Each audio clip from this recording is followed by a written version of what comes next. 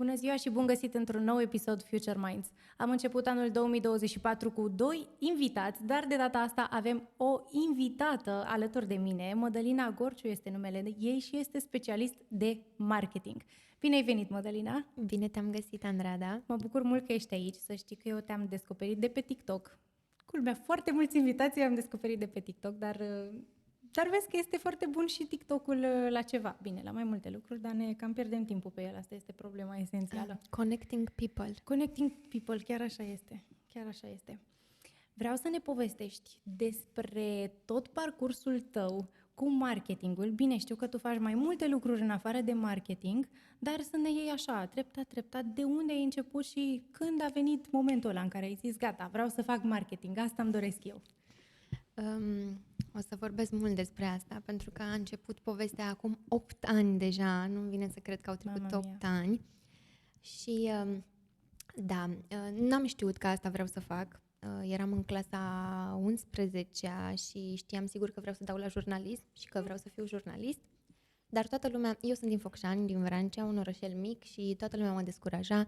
Îmi spunea că trebuie să dai nu știu ce probă de creativitate la admitere și că se intre pe pile și că jurnaliștii mor de foame. Da. Așa e și cu muzicienii. Da, și cu artiștii. Da, artiștii în general, exact. Și am fost destul de descurajată așa și nu prea știam încotro să mă îndrept, dar eu știam sigur că mă atrăgea foarte tare treaba asta cu TV-ul, mi se părea un mister, voiam să văd în spate cum se face. Și o prietenă care era deja în clasa a 12-a și dădea admitere, îmi spunea, băi, uite, dau la comunicare și relații publice și poți și de aici mai târziu, dacă cumva te gândești să devii jurnalist, poți și de aici să ai un start asta, dacă studiezi comunicare. Și m-am pregătit să dau la comunicare și relații publice la universitate, am intrat și eu oricum am fost destul de activă de pe la 16 ani, făceam hostess în Focșani pe la singurul club care era deschis.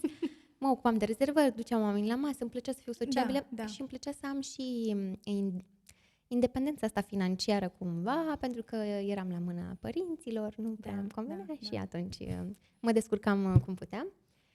Și din primul an de facultate eu am început să lucrez. Am început să lucrez într-o agenție de organizare de evenimente. Frumos! Și organizam nunți și botezuri. Deci ai experiență pe așa ceva. Da, super. Deci m-a călit și m-a ajutat ulterior în organizarea de evenimente, care e destul de similară, fie că e corporate sau că e eveniment privat, cât de cât se aseamănă ca structură. Și după aia m-am oprit la un moment dat, pentru că venise anul 3 de facultate, trebuia să mă pregătesc pentru licență și nu am mai lucrat.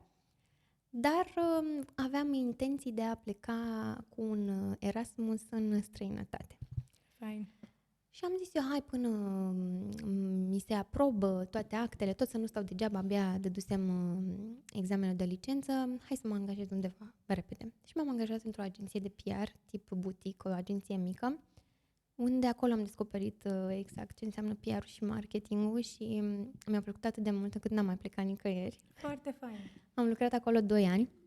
A fost o perioadă foarte frumoasă pentru mine și o perioadă în care am învățat foarte multe lucruri, dar și o perioadă în care m-am epuizat foarte mult, pentru că viața în agenție e diferită. Cred.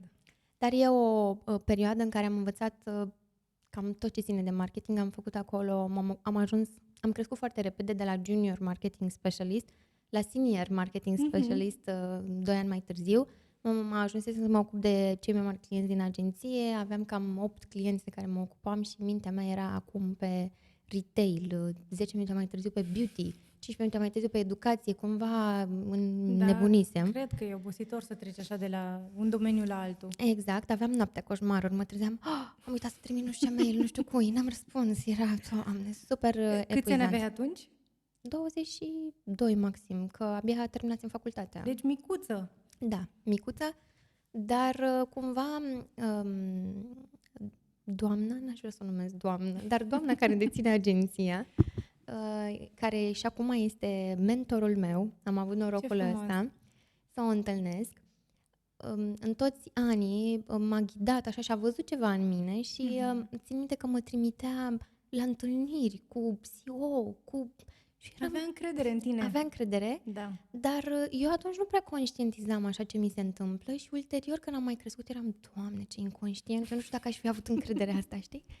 Dar uite că a avut încredere în mine și mi-a suflat foarte tare în aripi și chiar dacă ne-am despărțit după 2 ani, pentru că ulterior eu am zis, băi, hai să mă focusez pe un singur domeniu și voiam să mă duc neapărat la client, unde să studiez foarte bine domeniul ăla și să devin un specialist în domeniul ăla. Chiar dacă ne-am despărțit după 2 ani de zile și în prezent ținem legătura și când am așa un impas profesional, bine, acum lucrăm împreună pentru că este agenția de PR cu care lucrez la actualul meu job. Și când am un impas profesional, imediat până pe telefon o sun și e chiar mentorul meu. După care m-am dus la client direct, așa cum ți-am spus, voiam să mă focusez neapărat pe un singur domeniu. Am nimerit la Celini, un brand de ceasuri și de bijuterii în România. Și zic că am nimerit pentru că ei căutau un intern. Eu nu mai eram de intern, că deja aveam 2 ani de experiență și căutam un job full-time. Dar am zis, nu, eu mă duc la interviu și eu le povestesc ce știu eu să fac și cine sunt eu și eu sunt sigură că o să mă ia. Și așa s-a și întâmplat. Bravo. M-au luat pe full-time, pe PR specialist. Am avut și norocul, acum îl numesc norocatul, ce îl numeam ghinion, să își dea demisia PR managerul meu după o lună de când venisem eu. Iar ei au văzut ceva în mine și n-au mai angajat pe nimeni. A picat în brațele tale totul, să înțeleg. Totul, dar a fost o oportunitate foarte bună pentru mine, pentru că, din nou, am făcut eu singură cu mâna mea lucruri. Chiar văzusem așa o diferență. Când ai un șef deasupra ta, un manager, se opresc multe lucruri, idei, care poate chiar au foarte mare potențial, dar se opresc acolo pentru că e posibil să nu aibă aceeași viziune ca și tine. Ori, deodată ce a plecat PR managerul, eu am comunicat direct cu ownerii și eu ce visam noaptea, veneam ziua și scriam pe mail, iar ei, da, Mădălina, do it. Ce fain, deci aveai libertate totală în zona asta. Am avut super mare libertate, am avut noroc și că am fost așa cea mai tinerică din companie și am venit cu idei fresh. Exact, am venit cu un suflu nou, am venit cu online-ul, ei nici nu aveau pagină de Instagram când am venit eu. Cu influenceri, cu brand ambassador, campanii, deci am fost așa un suflu nou și au văzut, le-au plăcut treaba asta. Dar oamenii au nevoie și companiile, mi se pare că au nevoie de tineri de genul ăsta cum ești tu, care vin cu un suflu nou și cu o grămadă de idei. Fiindcă ei, fiind de foarte mult timp în domeniul respectiv, poate nu mai au atâta energie, știi, să mai scoată câte o idee, câte o chestie, că la un moment dat ce-i drept obosești. Da. Și așa când vine altcineva și se ocupă strict de partea asta, îți dă așa un... Fix asta s-a întâmplat și a fost o perioadă super frumoasă pentru mine. Mi-aduc aminte cu foarte mult drag de tot ce am făcut la Celini. Doar că, deci eu am o poveste așa care continuă. La Celini eu mă ocupam și de Celini ca brand, dar și de toate brandurile de ceasuri și de bijuterii din portofoliu. Okay. Și lucram cu branduri internaționale, Cartier, Omega, Hublot, Fabergé. Era vis, efectiv. Veneau colecții noi de bijuterii, de ceasuri, eram primii acolo care le probau, care se pozau, care... Era ceva de vis. Chiar am fost și la un târg de bijuterii, unul dintre cele mai mari din Europa, la Vicența Oro, și a fost vis. 3 zile m-am primit acolo. Deci numai diamante, numai... Superb a fost. Și am lucrat cu branduri internaționale, iar asta mi-a deschis apetitul pentru brandurile internaționale, pentru că dacă în momentul în care m-am angajat, țin minte că m-a întrebat CEO-ul la interviu, spune-mi 3 branduri de ceasuri pe care le știi. Și eram Calvin Klein, Tissot și nu mai auzisem de altceva, că da. La noi, la Focșani, Fosilul era exact. Top of the... Exact. Da, și nu știam, dar după aia când am început să le descoper și să văd istoria brandului din spate, campaniile pe care le fac, eram fascinată. Deci știu cu cine trebuie să vorbesc când vreau să-mi iau un ceas bun. Da, vorbește cu mine că-ți dau insight-uri din spate. Super, bine de știut. Da, și atunci am zis, eu vreau să lucrez pentru un brand internațional, era, deci, vis. Și mi-a trecut prin fața ochilor un anunț de la Victoria's Secret, că venea în România brandul. Și am zis, asta e. Deci ăsta este momentul, ăsta e trenul pe care trebuie să-l prind. Da. M-am pus repede, mi-am făcut CV-ul, mi-am făcut 3 cruci și am aplicat. Ce tare! Am aplicat, am fost chemată la interviu. Țin minte când m-au chemat la interviu, mi se părea un vis, tremura carnea pe mine, am avut niște emoții. M-am dus la interviu, l-am dat, 2 interviuri am dat și după al 2-lea interviu cu managerul, mi se părea că am uitat să-i spun atât de multe lucruri despre mine, că, Doamne, am rătat șansa. Abia după îți veneau toate ideile. Și m-a dus capul să-i caut adresa de e-mail și să-i dau un mail și să-i spun: am uitat să-ți spun atât de multe lucruri despre mine, uite ce mai știu să fac, știu și aia, și aia, și aia, și aia. Și Foarte fain. m-a sunat și mi-a zis că am fost acceptată. A Ce fost tare. vis pentru mine, țin minte că Cred. deja mă imaginam la New York, pe podium, deci parcă eram Angel, ceva la Victoria's Secret. Da. Da, și a fost un vis, efectiv, atins cu mâna. Deja vedeam afacerea mergând, ce campanie o să facem, ce să dregem. Doar că visul a fost pulberat destul de rapid. De ce? E foarte frumos să lucrezi pentru un brand internațional, acum lăsând toată gluma la o parte. E foarte frumos pentru că e totul foarte organizat, aveam campanii. Structurat, bănuiesc. Structurat, nu exista. Păi, la brandurile românești la care și viața în agenție, păi astăzi se răzgândea clientul, mâine voia aia, hai să facem aia, hai. Cunosc. Era o dinamică, dar la brandurile internaționale totul se știe, cu jumătate de ani înainte știam ce campanii facem, când, Da, cum. ei își planifică din timp, la noi e totul de pe azi pe mâine. Exact. Mi-a venit mie o idee, mâine o implementăm. Exact. Ori, eu veneam cu idei, că eu așa eram obișnuită. Hai să mergem acolo, uite, e trendul ăsta, hai să facem asta. Ori, când lucrezi cu un brand atât de mare, trebuie să treacă prin niște straturi de aprobări. Da. Și până ajungea în state să fie aprobat, trecea trenul cu totul. Și îmi lipsea zvâcul ăsta, nebunia asta, hai să facem. Eram, acum, uite, e tare, e mișto. Și mi se părea mie așa că bat pasul pe loc și că trebuie să fac ceva mai meaningful, ziceam eu atunci. Hai să fac ceva mai meaningful, că după 5 ani de fashion și lifestyle, trecusem prin toate evenimentele posibile și imposibile, că la Celini eram parteneri la toate evenimentele posibile și le văzusem pe toate. Mamă, țin minte, Viva, Party, abia așteptam să merg la Viva, este cel mai așteptat eveniment al anului. Da, și eu am fost la fel când am fost prima oară. Doamne, eram așa de entuziasmată să merg acolo și când ai ajuns? O să mi se dea lumea peste cap. Și când am ajuns, e o gură de apă.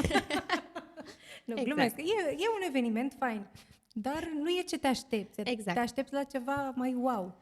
Eu mă așteptam la lucruri simple, gen să ia cineva un microfon și să zică bună seara, bine ați venit, măcar. Da, dar, mă rog, e targetul acolo, e evenimentul, are un brand awareness, it's ok. Dar da, mi se părea că lucrurile sunt puțin superficiale și că trebuie să fac ceva mai meaningful. Eu voiam ceva să rămână, domnule, în urma mea, să fie de mâna mea făcut.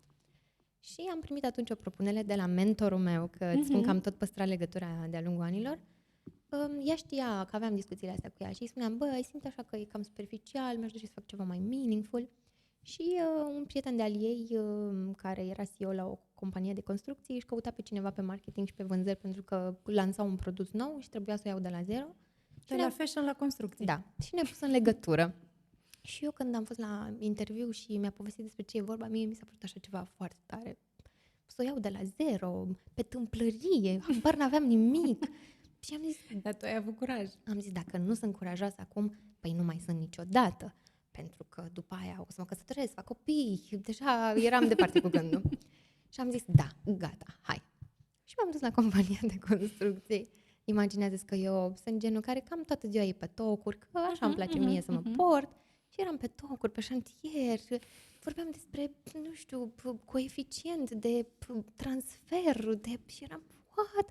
Țin minte că mi-a luat vreo 2-3 săptămâni, îmi dăduseră niște materiale să-mi facă un induction și eu, ca să înțeleg anumite lucruri din anumite definiții, aveam... imaginez. 15 taburi deschise și căutam ce e asta, ce e coeficient, ce înseamnă asta, pentru că eu făcusem și profil uman și... Da, clar. N-aveam... Oricum intrai dintr-un domeniu total necunoscut ție, din altă sferă, din altă arie. Da. Dar a fost o experiență și aia și a fost experiența lucrului luat de la zero și am luat totul de la zero, am făcut absolut totul, dar poți să faci cel mai bun marketing ever, dar dacă produsul nu este ceea ce trebuie, totul este în zadar. Și eu cred asta. Iar ei s-au grăbit puțin cu produsul, nu era chiar super bine pus la punct din punct de vedere tehnic și atunci am căzut de comun acord că n-are sens să ne stăm în cale. Da. Și am plecat la Microsoft. Am zis, hai să încerc pe alt domeniu, că poate construcțiile n-au fost pentru mine, poate e IT. Ai trecut prin toate. Da. Am ajuns la Microsoft și a fost frumos. Stăteam și mă întrebam la început, băi, oare ce sens are, ce rol are acest job în viața mea? Pentru că eu am zis, fiecare oportunitate care mă pregătește pentru ceva. Exact. Da. E venită cu un scop în viața mea și eu de fiecare dată am zis, oportunitatea asta mi-a fost trimisă de la Dumnezeu, eu nu pot decât să o îmbrățișez și să văd ce se întâmplă ulterior. Da. Și eram foarte curioasă să văd ce se întâmplă de la Microsoft și s-a întâmplat, pentru că la Microsoft l-am întâlnit pe iubitul meu. Ce fain, uite că a ieșit ceva bun din asta. Și am zis, aha, ăsta a fost rolul. Da. Pentru că din punct de vedere profesional nu m-a stimulat în niciun fel. Eu îmi doream, după haosul din care venisem pe partea asta antreprenorială românească, îmi doream cumva să fie structurat totul, să fie bine pus la punct, să fie organizat. Și la Microsoft am găsit chestia asta, dar într-o multinațională atât de mare, se lucra din punctul A în punctul B. Mai departe, plus că am prins și perioada de pandemie, eu oricum eram marketing coordinator pe Europa Centrală și de Est și colegii mei erau din alte țări, adică n-aveam aici în România, nu lucram cu nimeni. Nu simțeai că te plictisești acum? Mă super plictiseam, asta era problema. Nu, și domeniul în sine nici nu mă gâdi la niciun sens. Da. Nu eram deloc interesată, pentru că ei investesc foarte mult în educarea angajaților și trimiteau tot felul de cursuri, și eu n-aveam niciun interes. Interesul meu tot timpul citeam tot pe partea asta de fashion, de beauty. Asta era aria care mă tragea pe mine. Aia e pentru tine, probabil. Da. Și atunci am zis, băi, n-are sens să mă mai ascund după deget, când eu asta sunt, mie asta îmi place să fac. Da.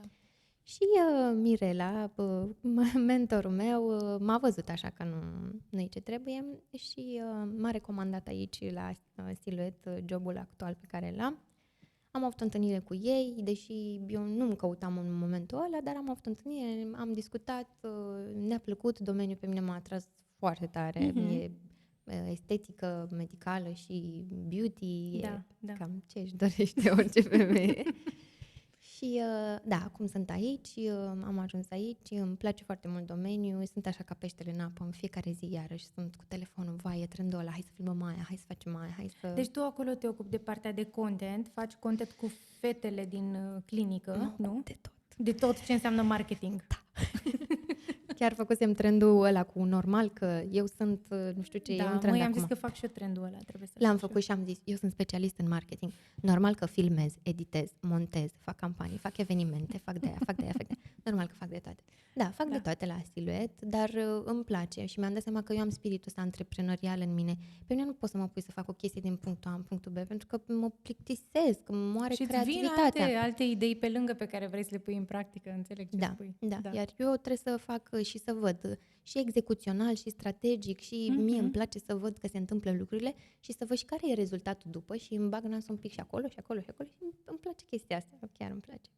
Da, pare că sunteți oricum foarte vizibili. Mă bucur. Rețelele sociale. Mă bucur, eu mă ocup. Foarte bine, bravo, înseamnă că îți faci treaba foarte bine. Chiar te-am văzut de curând pe Instagram, cred că erai la o conferință undeva? Da. Vorbeai tu despre afaceri și de acolo mi-a pornit ideea să te întreb, crezi că mai există în ziua de azi afacere fără marketing în spate? Adică mai poate fi vizibilă, se mai poate dezvolta o afacere fără marketing? Nu. Cu asta mi-am început prezentarea în fața colegilor mei și e un citat, nu știu exact cine l-a zis, mi-am adus aminte de el în drum spre prezentare. A face afaceri fără publicitate e ca și când ai face cu ochiul pe întuneric unei fete. Doar tu vei ști că ai făcut asta, nimeni altcineva nu va ști. Și atunci, cum poate cineva să afle cine ești tu și ce faci tu dacă tu nu vorbești despre asta? Chiar nu cred că poate exista ceva de succes fără marketing. Bine, marketingul se bifurcă aici în mai multe... Da, clar. Vorbim de mai multe arii de promovare, dar nu, fără a te face vizibil, nu. Dar uite, pentru un business mai mic, să zicem, cum sunt eu cu școala mea de muzică, mie, de exemplu, mi-ar fi greu să-mi iau pe cineva intern să se ocupe de marketing la mine. Pentru cineva ca mine, ce ai recomanda să facă? Să faci tu asta. să fac eu, nu? Să mă filmez. Bine, adevărul e că noi postăm destul de des, cât se poate de des, încercăm să fim destul de vizibili.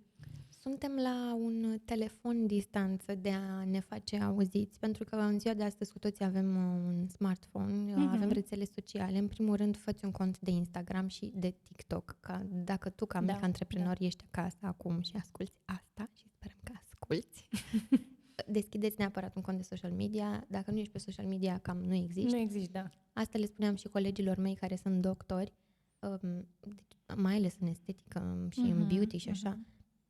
Dacă tu îmi recomanzi mie un doctor, eu vreau să văd ce face doctorul ăla. Ce a făcut exact, și un before and after, să văd și eu ce a scos din omul respectiv, da. Dacă degeaba mai arăți tot la tine în telefon sau nu știu unde, nu, eu vreau să văd la el pe contul lui, să văd că e real, că există ce a ieșit din mâna lui. Și atunci toți am ajuns să devenim un brand personal. Noi în sine, ca oameni, cam am ajuns să fim asta. Așa e? Așa e. Nu e așa că în momentul în care îți zice cineva, orice persoană, nu știu, de Cutărescu care este doctor sau, hai să zicem, nu din sfera asta profesională, pur și simplu, ai văzut-o pe tipa nu știu care? Păi cum o cheamă pe Instagram ca să văd despre ce e vorba? Adică ne căutăm cu toții pe Instagram. Pe Facebook nu prea mai utilizează lumea, dar orice persoană îți apare în cale. Chiar azi de dimineață am avut un call cu o prietenă pentru un eveniment cu copii și am zis cum îl cheamă pe director, să-l caut pe Instagram, să văd despre ce e vorba, ce face, cum... Pentru că asta a ajuns cartea noastră de vizită. Fix. Atât a brandului cât și a persoanei noastre, știi? Da, exact.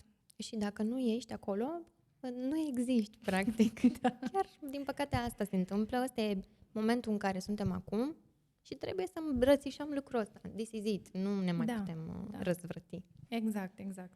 Vorbeai tu pe TikTok, că tot ziceam de rețelele sociale. Ai o povestire interesantă despre un antreprenor român. De fapt, o țeapă pe care ți-ai luat-o de la un antreprenor român, pe care vreau să ne o povestești și nouă. Da, așa cum spuneai tu la început că eu fac mai multe lucruri, întotdeauna am avut și proiecte extra job, pentru că sunt o persoană activă, îmi place, sunt plină de idei și îmi place să fac asta. Mie, oricine a venit la mine, vrei să faci nu știu ce? Da, vreau. La mine răspunsul este da. Pentru că sigur am ceva de învățat de acolo. Da, clar. Și atunci povestea începe prin faptul că acești m-au contactat printr-o recomandare, voiau să facă neapărat un eveniment de lansare a showroom-ului în București. 2 săptămâni mai aveau până la eveniment. M-am dus în ziua aia la întâlnire, hai că pleacă oamenii, că suntem contratimp, trebuie să îi ajut. M-am dus, am discutat, erau 4 parteneri, păreau foarte doritori să facă și acum și deschiși, hai să facem. L-am întrebat care este bugetul pentru acest eveniment și a zis, bugetul este nelimitat. Eu atunci am zis, wow, ăsta este visul. The dream. Este visul oricărui om de marketing să auzi așa ceva, mamă, deja avioane aveam în cap, când am ieșit de acolo, le ziceam, păi uite, putem să facem asta, deja eram super entuziasmată. Am alergat ca nebună. N-am semnat niciun contract ca să menționez lucrul ăsta încă de la început. Vina mea. Dar oricum eu merg pe premisa că întâi omul trebuie să vadă ce poți oferi, după aia să semnezi un contract, că n-aveam cum să-l oblig să semnăm un contract având în vedere bazat pe ce? Exact. Da. Și atunci am zis, hai să-i fac propunerea, oferta, absolut tot. I-am făcut concept de evenimente, am alergat ca nebuna după oferte, după cereri, să-i fac și 2 propuneri de buget, una mai mică, una mai mare, să vedem în funcție de ce au nevoie. I-am trimis în deadline, în 2 zile, așa cum mi-a cerut, i-am trimis, mi-a dat cu sin. A doua zi le-am dat eu un mesaj mai spre seară, hei, ați primit, e totul în regulă, voiam să mă asigur că... să vă uitați peste ofertă. Și zice, da, ne uităm și revenim. Ok. Să mai fi trecut 2 zile, nu mai dat niciun răspuns. Le-am scris eu. Da, știi, ne-am hotărât să facem evenimentul intern. Ne ocupăm noi intern. Și atunci am mirosit așa un pic că e... Adică eu nu le dădusem o simplă ofertă de costuri. Le-ai dat totul detaliat, bănuiesc. Le-am dat niște concepte de activări și le-am menționat că sunt idei proprii și că dacă cumva au de gând să le pună în practică, ăsta este furt intelectual și atunci putem acționa conform. Da. Nu, Mădălina, noi sperăm că ți-ai dat seama ce fel de oameni suntem și așa. Ok, long story short, că mă rog, au fost mai multe schimburi de mesaje, mi-au zis că le-a plăcut foarte mult o idee și că ar vrea să o pună pe aia în practică, Da, să le dau un cost pentru aia, le-am dat un cost și după aia n-au mai zis nimic. Au zis că renunță și la aia. Și am avut așa un feeling că e ceva... Da. Și în ziua evenimentului eram pe stories. Hai să vedem. Ce se petrece. Având în vedere că erau și foarte multe vedete invitate, hai să vedem, era imposibil să nu apară ceva. Da. Și a apărut momentul, activarea pe care o propusesem eu, exact, Ok. cu tot. Le-am dat în momentul a doua zi, le-am dat un screenshot, le-am arătat că uite, am văzut, discutasem mai sus că e efort intelectual și da, au zis că nu e adevărat, după aia mi-au dat cosin și am zis ok, hai să vedem ce zice TikTok-ul. Dreptatea TikTok-ului. Și am postat asta pe TikTok, n-am dat numele brandului, Dar oamenii și-au dat seama. oamenii și-au dat seama, au început să eticheteze în comentarii brandul respectiv, au început să intre la ei pe pagină, să le dea comentarii, de asta faceți, să vă fie rușine, nu știu ce. Da. Și așteptam să sune telefonul și a sunat. Și-a sunat. A sunat antreprenorul. N-ai mai avut răbdare că urma să vin către tine să te sun, să-ți dau banii, dar n-a spus nimeni că nu e ideea ta. Ok, eu aveam conversațiile pe WhatsApp tot, adică nu... Da. Mă rog, long story short, mi-a dat banii pentru fiul pe care îl cerusem eu inițial pentru ideea respectivă. Da. Dar da, asta a fost povestea din păcate și am fost așa ușor dezamăgită de modul de acționare, pentru că până la urmă cineva a muncit pentru tine și ți-a oferit niște idei. Clar. Hai să... Și mai ales când e vorba despre un brand care cred că și-ar fi permis să-ți plătească suma respectivă. Exact. Asta zic. Bine, și dacă nu-și permitea, nu e de acceptat așa Exact. ceva, dar atunci când îți permiți, de ce? Să superi niște oameni și să te înjosești tu până la urmă pentru lucrurile astea. Nu văd sensul. Dar, apropo de asta, cum ai descrie antreprenorul român din ziua de azi? Wow! Ce întrebare! Fără legătură neapărat cu acest context, că bănuiesc că ai mai avut și situații fericite și întâmplări fericite cu antreprenori români. Măi, antreprenorii români sunt foarte creativi, își doresc să facă foarte multe lucruri și chiar putem să vedem branduri românești, internaționale, care s-au dezvoltat foarte frumos și pe care le admir foarte mult. Și aici aș da exemplu Taylor, care este un brand superb. Da. Brandul Anastasiei Soare, da, mă rog, femeia deja asta face minuni. asta zic. Și deci noi ca români suntem foarte creativi, suntem foarte muncitori, dăm totul pentru ideile noastre și pentru succes, dar își doresc uneori prea multe pe puțini bani. Da. Ca să fiu așa foarte corectă și foarte transparentă. Uneori trebuie să plătești, adică nu mai merge pe hai, fă tu, că ne înțelegem noi, că suntem prieteni, că serviciile trebuie plătite până la urmă. Clar. Și oricum e o discrepanță, așa, observ o discrepanță foarte mare între generațiile antreprenorilor de acum 30 de ani, poate, și antreprenorii din ziua de astăzi. Noi cred că avem respectul ăsta pentru munca celorlalți și cred că noi suntem dispuși să plătim pentru servicii. Dar overall, așa, pe ansamblu, sunt oameni de treabă. Sunt oameni buni. Da, care fac lucruri frumoase, că până la urmă să ne gândim că industria asta, din toate domeniile, de fapt, s-a ridicat datorită lor. Da, clar. Câți oameni țin și câtă forță de muncă este în spate, câte taxe pentru acest stat minunat. Exact. Adică au o contribuție foarte mare. Aș vrea să trecem puțin și prin zona de influenceri. Pentru că știi că și acolo este o controversă foarte mare cu influencerii și cu mocangelile, cum se numesc ele. Și din nou pe TikTok am văzut că ai discutat tu despre treaba asta și despre mocangeală. Cred că cel mai bine este să aflăm de la tine cum se petrece totul în spate, colaborarea dintre un influencer și un brand.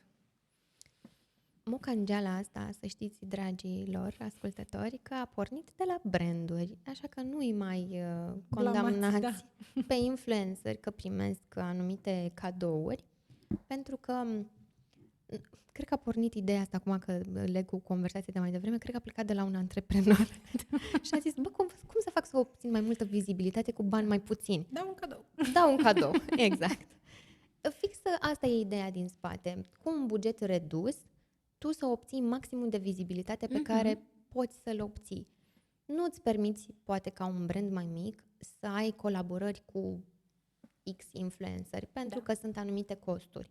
Dar îți permiți bugetul ăsta să-l investești în produsul pe care tu îl oferi cadou și în momentul ăla influencerul, în semn de mulțumire pentru faptul că te-ai gândit la el și că i-ai trimis un cadou, va posta pe contul lui de Instagram, nu va face postări super artistice și video și shooting-uri, dar va face un story care mai departe ajunge la o anumită masă de oameni. Exact. Și tu beneficiezi ca brand de un brand awareness cu costurile cele mai mici posibile. Cam asta e filozofia din spate. Nu e nimic atât de complicat, nu înțeleg de ce sunt atât de blamați influencerii pentru că primesc niște cadouri, adică e ca și când te duci tu la un prieten Și îi dai un cadou. ia un cadou, deci și el zice, Da. public, mulțumesc, mă dă Dar vina. bine, cred că există treaba asta, bine, poate vorbesc prostii, nu știu, dar poate că exista treaba asta și înainte să fie atât de vizibilă pe internet, în sensul în care poate un brand îți oferea ție Xulescu un PR package, tu nu-l mai postai, cred că asta e singura diferență, Nu-l mai că acum postai. îl postezi. Dar ce se întâmpla în trecut este că pe partea asta de haine, de bijuterii, purtau la anumite evenimente și existau revistele printate unde se făceau comentarii asupra unde e și adică nu era totul atât de vizibil, dar asta este Puterea internetului în momentul de față. Exact. Da, Și asta se vinde, plus că pe mine mă mai și bușește râsul că mai citesc comentarii, mie îmi place să mă uit printre comentarii și să văd ce se mai întâmplă, cum mai gândesc oamenii. Și dacă cumva ca influencer nu scrii de unde ai pantalonii, nu știu care, dar scrie și tu de unde sunt pantalonii, dar dă și tu un tag, da. Adică tot ei sunt revoltați, nici așa nu e bine oricum, e greu să mulțumești. Exact. Dar niciodată nu o să poți mulțumi pe toată lumea, din păcate. Nu avem ce să facem, nu suntem atotputernici. Da. Dar cum ne dăm seama de eficiența unui influencer într-o campanie? Sunt mai multe tehnici prin care poți să măsori un influencer.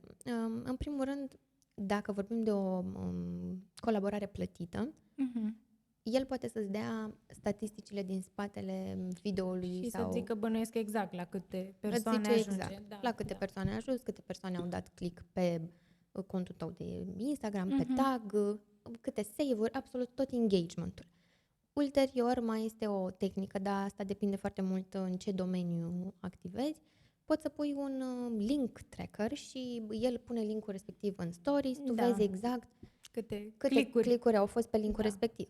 De asemenea, cu Google Analytics poți să monitorizezi traficul pe care l-ai avut pe site în perioada respectivă.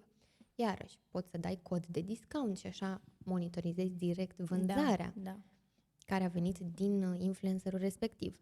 Deci sunt mai multe tehnici prin care influencerii sunt monitorizați, să nu credeți că cineva colaborează cu ei așa doar pentru că le place. Da, absolut. Ei trebuie să aibă, eu nu mai zic, noi când am colaborat la Victoria's Secret cu Adelina Pestrițu, abia lansasem site-ul, ne-a picat site-ul duminica. Mamă mia. La câtă lume intrase pe site. Deci are foarte mult reach. Nu eram pregătiți pentru asta, nu ne-am imaginat că e un engagement atât de mare și ne-a picat site-ul. Duminica seara eram acasă, primeam mesaje în prostie de la oameni, că eu gestionam contul și nu știam ce să fac, că n-aveam cum să dau de colegul de la IT și uite așa am stat cu site-ul picat.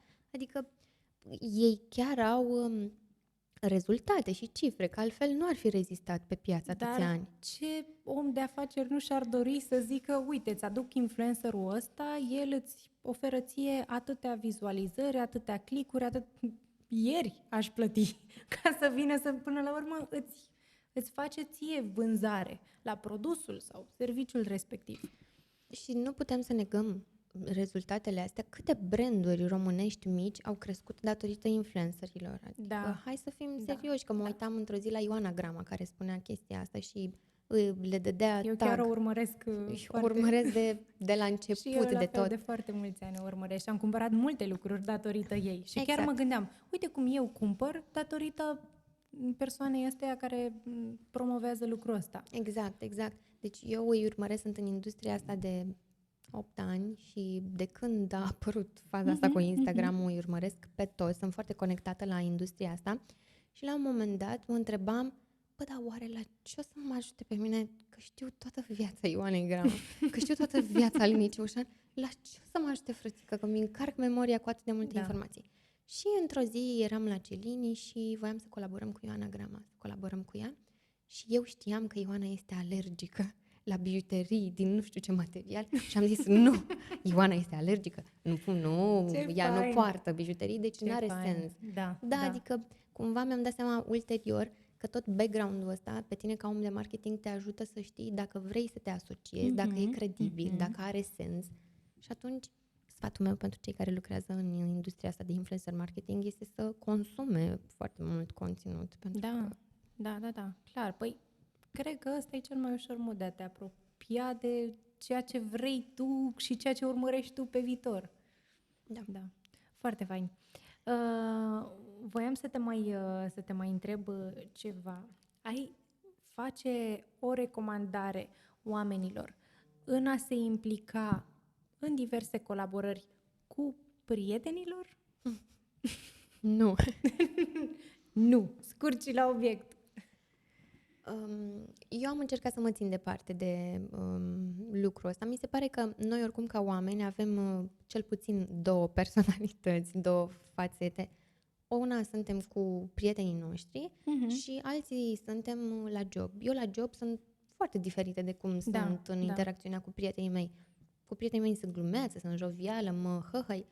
Eu la job nu mă hăhăi. Suntem aici să ne facem treaba. Eu nu mă pun să-mi discut cu colegii mei viața mea personală, de ce m-am certat eu aseară cu nu știu cine. Sau sunt profi și e viața mea profesională.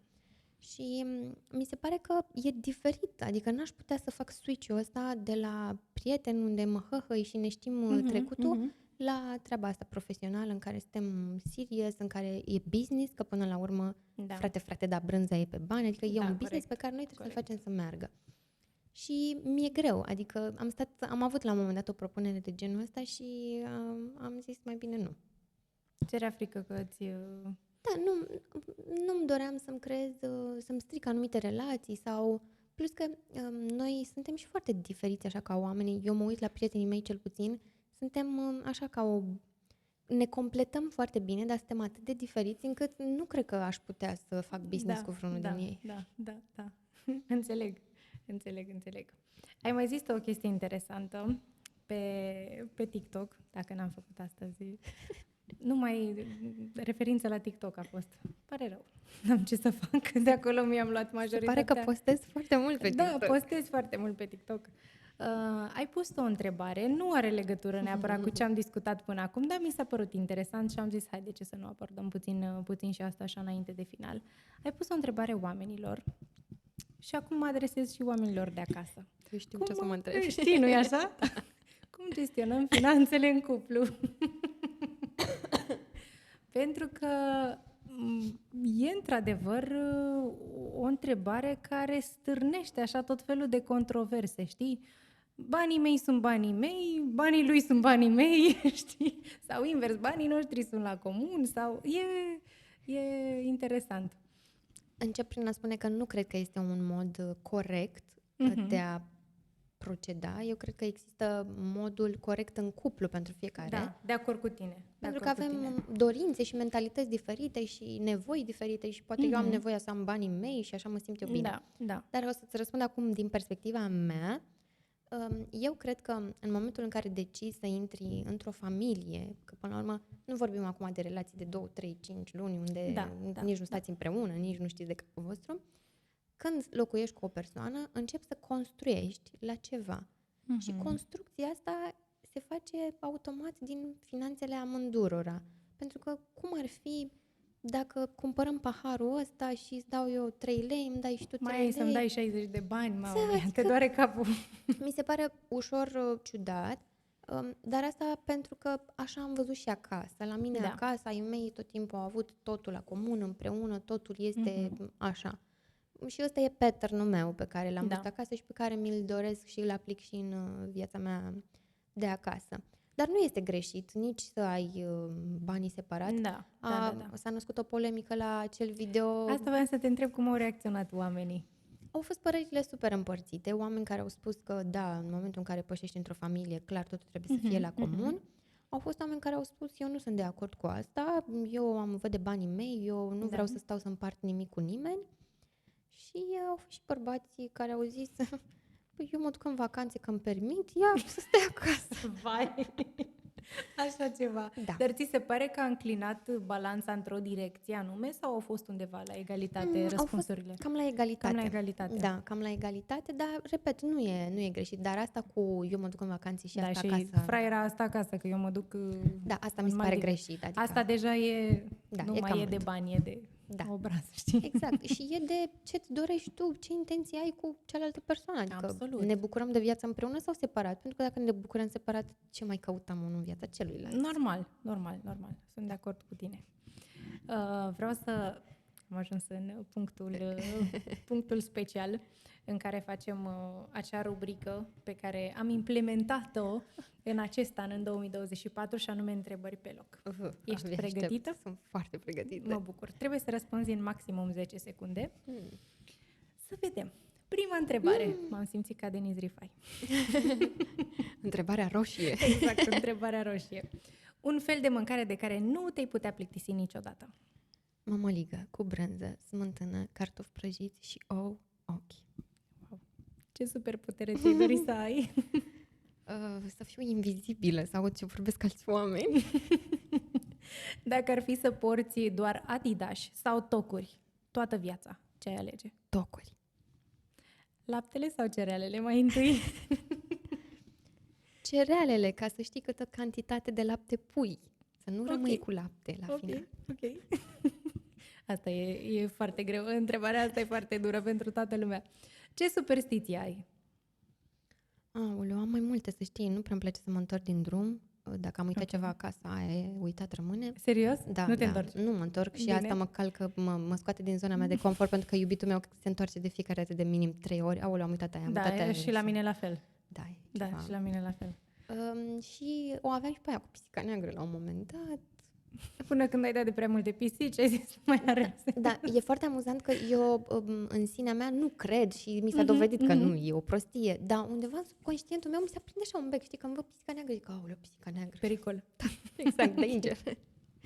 Celebritatea preferată?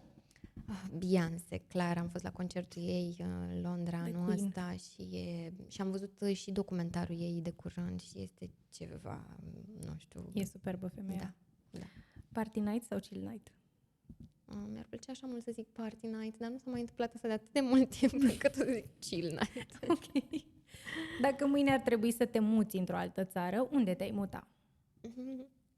Încă nu știu cum e acolo, dar o să aflu peste o lună jumate când o să plec în Bali, dar deja la cât research am făcut despre Bali, superb. Aseară discutam cu iubitul meu și spuneam, nu vrei să ne luăm și noi un an sabatic, să stăm în Bali? Uite ce frumos! Da, cred că acolo mi-ar plăcea, dar bine, asta zic acum fără să fii vizitat. Ne spui când te întorci, da, dacă ți-a plăcut. Care sunt cele 5 lucruri pe care le-ai luat cu tine pe o insulă pustie? Telefonul. Și cam atât. Adică dacă doar am telefonul... Bine, mâncare, bănuiesc că găsesc acolo. Nu mi-aș lua. Dacă sunt pe o insulă pustie, de ce să... Nu. Bine. Și ultima întrebare. Crezi în dragoste la prima vedere? Nu. Nu? Nu cred în dragoste la prima vedere. Cred într-adevăr într-o chimie foarte mare, într-o atracție foarte mare, dar așa, dragoste în adevăratul sens al cuvântului, nu cred.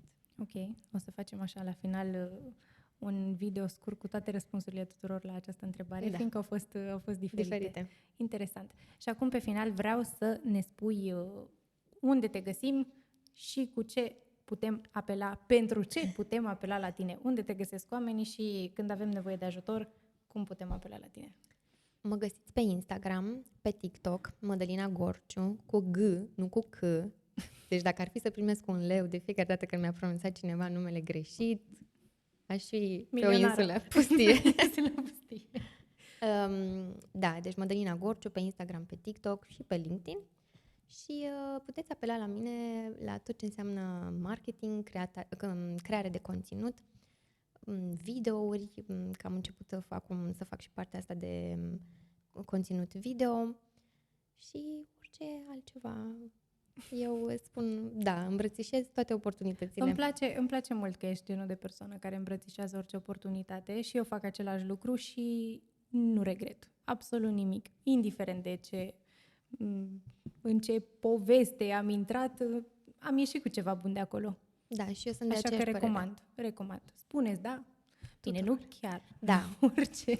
Da, exact, pe alese, dar dacă e cumva acolo în direcția aia, e clar că a fost trimisă cu un scop și... Exact. Avem ceva de învățat din orice poveste. Îți mulțumesc mult că ai fost alături de mine. Mulțumesc și eu mult pentru invitație. E primul meu mare podcast și am fost așa de entuziasmată de invitația ta și mi-a plăcut atât de mult. Mă bucur. Sper că te-ai simțit bine aici la Foarte noi. bine. Sunteți foarte drăguți. Mulțumim Amândoi. mult. Și Albert acolo în spate, omul de bază pe care voi nu-l vedeți, că tot ne zicea mai devreme că el nu se vede. Poate facem un podcast împreună, Albert. Filmez eu. Și filmează Mădălina. Mulțumim mult că ați fost încă o dată alături de noi. Vă urăm o zi minunată. Pa, pa!